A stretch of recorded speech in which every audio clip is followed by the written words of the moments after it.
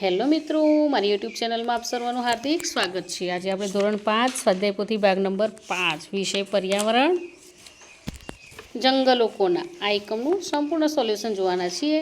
અહીં પ્રશ્ન 1 છે। આપેલા વિકલ્પોમાંથી યોગ્ય વિકલ્પ પસંદ કરી બોક્સમાં લખો। તો અહીં પહેલામાં એ આવશે, બીજામાં ડી વિકલ્પ આવશે, ત્રીજાનો સી વિકલ્પ આવશે, ચોથાનો એ આવશે, પાંચમાનો બી આવશે, છઠ્ઠાનો ડી આવશે।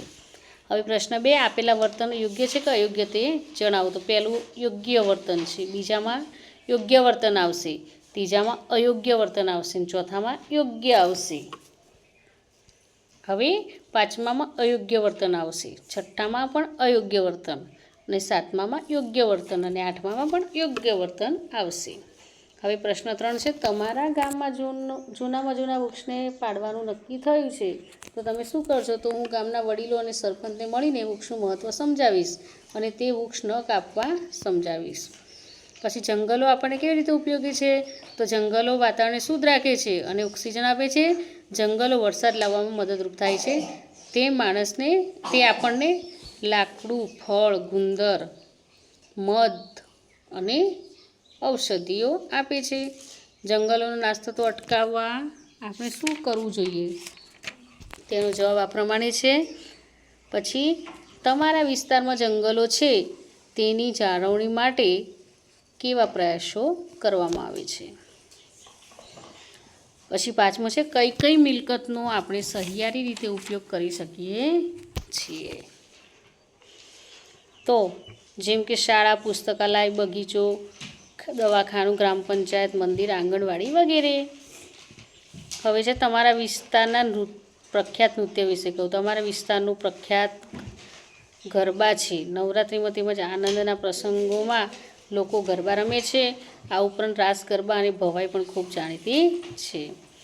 તમારા ગામમાં ક્યારે ઉજવણી થાય છે? તો તહેવારો, લગ્ન, જન્મ, પાક કાપણી સમયે ગામમાં ઉજવણી થાય છે।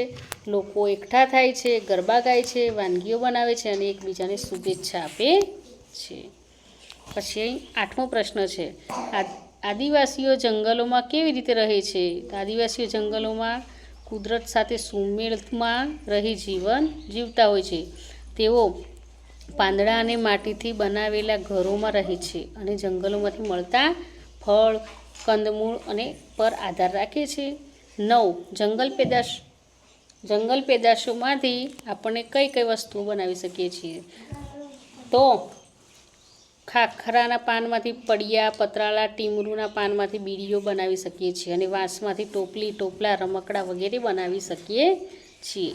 અહીં પ્રશ્ન 4 છે।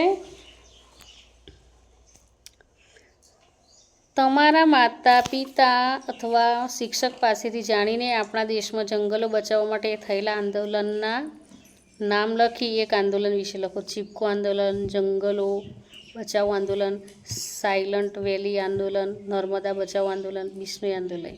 એમાં અહીં મેં ચીપકો આંદોલન વિશે લખ્યું છે, તો તમે બીજા આંદોલન વિશે પણ લખી શકો છો। પ્રશ્ન 5 છે। આપણને જંગલોમાંથી શું મળે છે? લાગુ પડતું હોય એની સામે ખરાની નિશાની કરો। તો આપણને ગુંદર મળે છે, વન્ય પ્રાણીઓ, ઇમારતી, આ બધું આપેલું છે। એમાં જે આપણને જંગલોમાંથી મળે છે એમાં એની સામે આપણે ખરાની નિશાની કરીશું। તો મિત્રો, અહીં આ એકમનો વિડીયો પૂરો થાય છે। જો તમને આ વિડીયો ગમે હોય તો લાઇક, શેર અને સબસ્ક્રાઈબ ચોક્કસથી કરજો, અને હા, જેને જરૂર હોય તેને શેર પણ કરજો। બાય।